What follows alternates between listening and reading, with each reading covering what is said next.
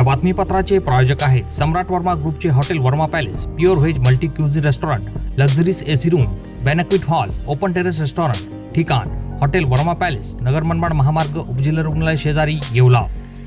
नमस्कार, आपण पाहत आहात SK9 येवला न्यूज।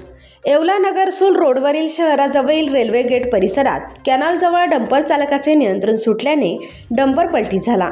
या अपघातात डंपर चालक जखमी झाला असून त्याला तातडीने उपचारासाठी रुग्णालयात दाखल करण्यात आले आहे।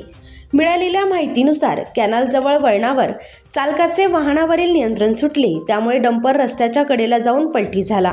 अपघाताचा आवाज ऐकून परिसरातील नागरिक घटनास्थळी धावून आले। स्थानिकांनी तात्काळ जखमी चालकाला डंपरमधून बाहेर काढून रुग्णवाहिकेच्या मदतीने जवळील रुग्णालयात उपचारासाठी पाठवले।